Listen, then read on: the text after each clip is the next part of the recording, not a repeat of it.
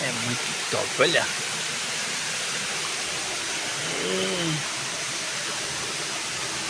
Nossa, olha.